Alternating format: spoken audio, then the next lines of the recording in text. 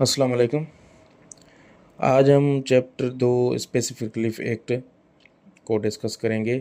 Basically chapter 2 जो है it deals with the specific performance of contracts. वो contracts जिसकी आप स्पेसिफिकली इन्फोर्समेंट करवा सकते हैं by way of instituting a suit, by filing of a civil suit before a competent court, और वो सूट आपकी डिग्री हो सकती है। अब हम इस चैप्टर में ये डिस्कस करेंगे कि वो कौन से कॉन्ट्रैक्ट्स हैं जिसकी स्पेसिफिकली आप इन्फोर्समेंट करवा सकते हैं, और सेकंडली हम ये पढ़ेंगे कि वो कौन से सर्कमस्टेंसेस हैं, वो कौन से कंडीशंस हैं under which you can claim a degree of a specific performance from the code, whether such performance of a specific contract is mandatory, directory or discretionary of the code। और उसके अलावा हम ये देखेंगे कि वो जो कॉन्ट्रैक्ट्स हैं क्या वो पार्टली इन्फोर्समेंट उनकी हो सकती है या पीस मिल में आप कॉन्ट्रैक्ट की परफॉर्मेंस करवा सकते हैं, या होली जो भी कॉन्ट्रैक्ट है उसकी आप परफॉर्मेंस करवाएंगे। तो सेक्शन अब ये जो चैप्टर 2 है इसमें बेसिकली सबसे पहले तो वो कॉन्ट्रैक्ट्स हैं जो कि सेक्शन 12 में आते हैं, जो कि कहते हैं कि the contracts which can be specifically enforced. और उसके बाद वो भी कॉन्ट्रैक्ट्स हैं जो कि सेक्शन 21 में आते हैं, that can not be specifically enforce. वहाँ पर वो कंडीशंस दिए गए हैं A, B, C and D। उसके बाद अब हम सेक्शन 12 से स्टार्ट करेंगे। सबसे पहले सेक्शन 12 स्टेट्स करता है कि cases in which specific performance enforceable. अब आप अगर इस सेक्शन की लैंग्वेज को देखेंगे तो एक चीज़ को एक्सक्लूड किया गया है, except as otherwise provided in this chapter. मतलब वहाँ एक एक्सेप्शन है, जहाँ पर अगर वो एक्सेप्शन आए तो उसको छोड़कर बाकी जो कंडीशन इस सेक्शन 12 में बताए गए हैं वो कॉन्ट्रैक्ट स्पेसिफिकली इन्फोर्स हो सकते हैं, except as otherwise provided in this chapter। Where it has been provided in the same chapter under section 21 of specific relief act, जहां पर कॉन्ट्रैक्ट्स स्पेसिफिकली आप इन्फोर्स नहीं करवा सकते। अब यहाँ पे कहता है कि except as otherwise provided in this chapter the specific performance of any contract may in the discretion of the court be enforced. अब अगर आप इस लैंग्वेज को समझने की कोशिश करें तो ये वो कॉन्ट्रैक्ट्स हैं जिनकी आप इन्फोर्समेंट तो करवा सकते हैं, मगर कोड की डिस्क्रिशन है। आप एज अ राइट क्लेम नहीं कर सकते कोर्ट में कि आप मेरा ये सूट जो है ये आप स्पेसिफिकली आप इन्फोर्स करें, डिग्री मेरे फेवर में दें, क्योंकि मैं लाफुली जो है जो अपना जो है वो सूट मैंने ये दायर किया है। तो वो आगे हम पढ़ेंगे जहाँ पर ये लिखा हुआ है कि ये जो पावर हैं इस कोड के वो डिस्क्रिशनरी हैं, मैंडेटरी नहीं है। वो भी हम आगे पढ़ेंगे। अब इसमें एक जो है ना वो कॉन्ट्रैक्ट्स बताए गए हैं। अब यहाँ पर 3-4 जो है वो कंडीशंस बताए गए हैं, जहाँ पर इस सर्कमस्टेंसेस में अगर आपकी केस फाल करे तो you can claim for specific performance of the contract. सबसे पहले जो क्लास ए है कहता है कि when the act agreed to be done is in the performance wholly और पार्टली ऑफ अ ट्रस्ट। अब इस एक क्लास ए के मुताबिक जब आपने कोई एग्रीमेंट की है जो कि आप कहते हैं कि इसकी ब्रीच हुई है और आप चाहते हैं कि इसको स्पेसिफिकली इन्फोर्स किया जाए, और that agreement is based upon a trust, Holi हो या पार्टली। अब what is trust? Now trust जो है वो आपका एक्सप्रेस भी हो सकता है, इम्प्लाइड भी हो सकता है एंड कंस्ट्रक्टिव ट्रस्ट भी हो सकता है। A code of equity would at the suit of a beneficiary enforce it's specific performance. जो उनके बेनिफिशरी हैं उसके सूट, वो सूट जब लाएंगे तो उसके सूट पर कोड स्पेसिफिकली उस कॉन्ट्रैक्ट को इन्फोर्स करवाएगा। ठीक है। उसके बाद class B, when there exist no standard for ascertaining the actual damage caused by non performance of the act agreed to be done. पहले लेक्चर में हमने डिस्कस किया था कि ये जो स्पेसिफिक रिलीफ एक्ट है basically it is supplement to the contract act.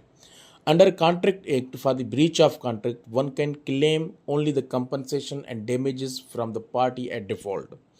Whereas a specific relief act, it is supplement to the contract act where you can claim the specific performance of a contract.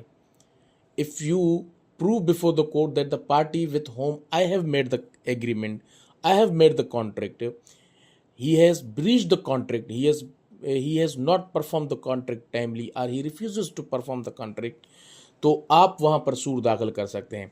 तो इस class के मुताबिक आपको ये proof करना है कि जो कॉन्ट्रैक्ट है इसके लिए डैमेजेस जो हैं वो असरटेन ही नहीं कर सकता मैं।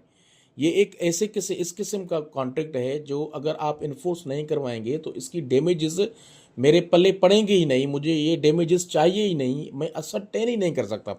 फॉर एग्जांपल ये इसी सेक्शन के क्लास बी की अगर आप सेकंड इलस्ट्रेशन को देखेंगे तो उसकी मैं आपको मफहूम बताता हूँ। A agrees to buy and B agrees to sell a picture of a dead painter and two rare china vases. अब आप देखें, एक ए और बी ने कॉन्ट्रैक्ट किया।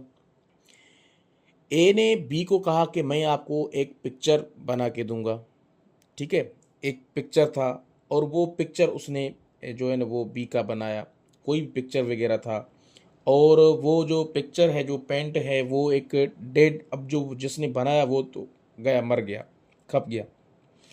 अब अगर जो इसकी अब जो पिक्चर बन गया उसका जो पेंटर था ही हैज़ डेड, वो मर गया। अब क्या उस पिक्चर के एवज में बी उससे पैसे लेगा? 10 लाख या 20 लाख कभी नहीं ले सकता। वो ए को कहेगा कि आप मुझे ये कॉन्ट्रैक्ट स्पेसिफिकली इन्फोर्स करवाएं, आपको परफॉर्म करना है, बिकॉज जो पेंटिंग है उसकी जो पेंटर है ही हैज़ डाइड। अब उस किस्म की पेंटिंग जो है मुझे कोई बंदा नहीं बना दे सकता क्योंकि वो जो मालिक था वो तो मर गया, उसकी स्किल्स, उसकी जो हुनर है वो किसी और को आ नहीं सकती। तो मुझे आप वो जो स्पेसिफिकली जो मेरा पेंटिंग है, जो पिक्चर है, वो मुझे आप दे दें, इसके बदले में आपसे पैसे नहीं ले सकता। इसकी जो डैमेजेस है वो असरटेन में कर ही नहीं सकता, आपको नहीं पता कि इसकी कितनी जो है वो कीमत है। या फॉर एग्जांपल मैं आपको सेकंड एक एग्जांपल दूं। ए ने बी को दिया एक रिंग था, ए ने बी को एक रिंग दिया कि आप ये रख लें। अब वो जो रिंग थी वो एक उनके आबा और अज्जा जो थे, उनके जो ग्रैंडफादर थे, ग्रैंड मदर, उनकी दी हुई एक जो है ना वो एक गिफ्ट थी। अब बी जो जब लौटा देने का, रिटर्न करने का वक्त आया तो बी ने ए को कहा कि आप ऐसा करें, ये 20,000 ले लें, रिंग में आपको नहीं दे सकता।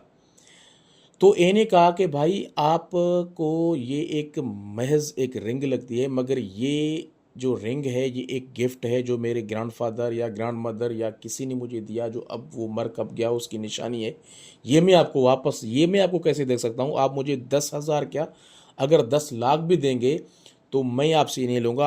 तो फिर ए क्या करेगा? एक कोर्ट में जाएगा और कहेगा कि आप बी को डायरेक्शन दें कि ये कॉन्ट्रैक्ट अपना स्पेसिफिकली इन्फोर्स करे, ठीक है। उसके बाद जो सी है, when the act agreed to be done is such that pecuniary compensation for its non performance would not afford adequate relief.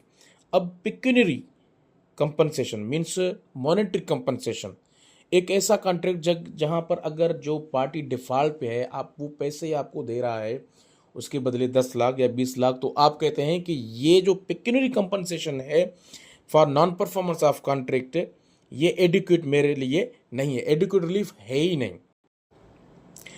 A contracts with B to sell him a house for RS 1,000 rupees.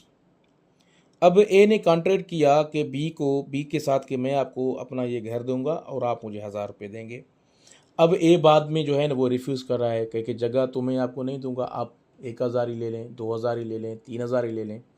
अब B ने file किया जो है ना court में एक suit कि आप बी को डायरेक्शन दें, सॉरी ए को डायरेक्शन दें कि स्पेसिफिकली जो कॉन्ट्रैक्ट हमारे बीच में हुआ उसको स्पेसिफिकली ही जो है ना ये जो है ना वो परफॉर्म कर ले, क्योंकि पैसे जो हैं वो मेरे एडिक्वेट रिलीफ मेरे लिए नहीं हैं। वो जगह, वो मकान जो मैंने लिया था 2 साल पहले इनसे, 1000 में, अब उसकी मालियत जो है वो 1 लाख हो गया, तो that is not adequate relief for me. उसके बाद आता है D, when it is probable that pecuniary compensation can not be got for the non performance of the act agreed to be done. अब इसमें भी पेक्यूनियरी कंपनसेशन की बात है। अगर आप क्लास डी को देखें तो वहाँ पर ऐसे इन्होंने कहा कि A transfer without endorsement but for valuable consideration a promissory note to be. A ने एक जो अपना प्रॉमिसरी नोट था वो बी को जो है ना वो ट्रांसफ़र कर दिया, और उसके बाद जो ए था वो इंसॉल्वेंट हो गया, उनकी दिवालिया निकल गई। तो अब ए ने क्या किया कि सी को अपना असाइन अपॉइंट किया। अब जब सी उनकी असाइन हो गया बी का, अपना ए का, तो मतलब जो भी लाइबिलिटीज़ जो कि ए के ऊपर थे वो सारे के सारे अब सी के ऊपर हो गए।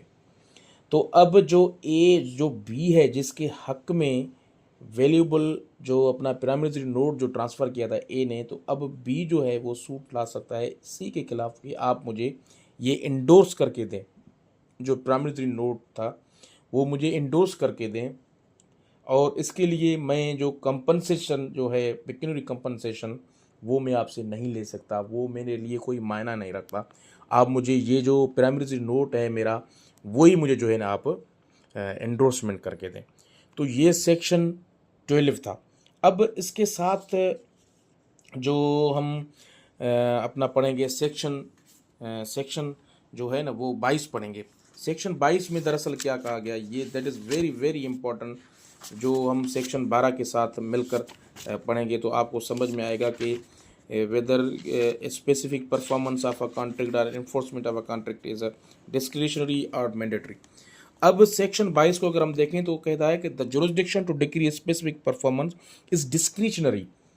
जो जुरिस्डिक्शन दिया गया है इस कोर्ट्स को under this law, under this act, तो वो जो है डिस्क्रिशनरी है, and the court is not bound to grant such relief merely because it's lawful to do सो।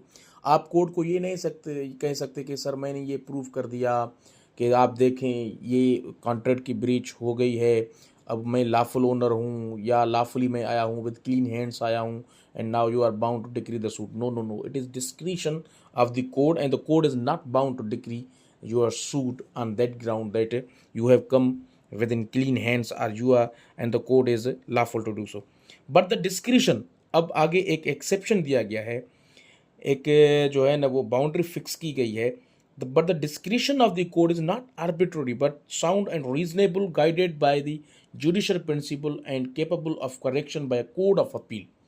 अब जो डिस्क्रिशन है वो डिस्क्रिशन जब कोर्ट अपने अख्तियार जो डिस्क्रिशन जो पावर्स हैं एक्सरसाइज जब अदालत करेगी, तो वो भी ऐसे नहीं है, वो एज पर लॉ डिस्क्रिशन जो है ना अपने एक्सरसाइज करेगी, क्योंकि वो जो प्रिंसिपल सेट किए गए हैं अपीलेट कोर्ट्स के या जो सुप्रीम कोर्ट्स हैं, जो उससे जिनके जो हाई कोर्ट्स हैं जिन्होंने प्रिंसिपल सेट किए हैं, उसके तहत जो है ना वो डिस्क्रिशन अपना जो है ना वो एक्सरसाइज करेगा। ऐसे अदालत नहीं कह सकती कि हाँ भाई ये सारा कुछ प्रूफ हो गया मगर मैं फिर भी जो है ना ये सूट डिसमिस करता हूँ, स्पेसिफिक परफॉर्मेंस नहीं करता। उनमें उनको रीज़न देने पड़ेंगे कि इस वजह से मैं जो है ना वो सूट डिक्री नहीं करता।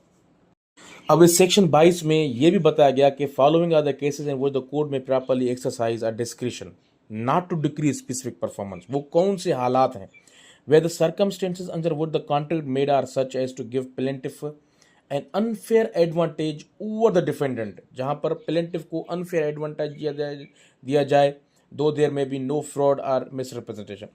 अब आप अगर इसकी illustration को देखेंगे, C को एक contract to sell and B contract to buy, एक ज़मीन थी, एक लैंड है जो ने A ने कॉन्ट्रैक्ट किया टू सेल और B ने कॉन्ट्रैक्ट किया टू बाय।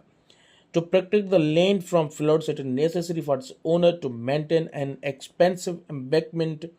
अब जो ज़मीन है, जो लैंड है, जो ए ने दिया बी को सेल करना चाहा, उसके लिए ये ज़रूरी है क्योंकि वहाँ पर हर साल फ्लड आती है, तो वहाँ पर एक बंद जो है वो बाउंड्री लगाना ओनर के लिए ज़रूरी है कि वहाँ पर एक एम्बैंकमेंट लगाना चाहिए, लगाना ज़रूरी है, जिसकी वजह से जो फ्लड आता है वो पानी जो है ना वो फसल में नहीं आएगा, उस लैंड में नहीं आएगा।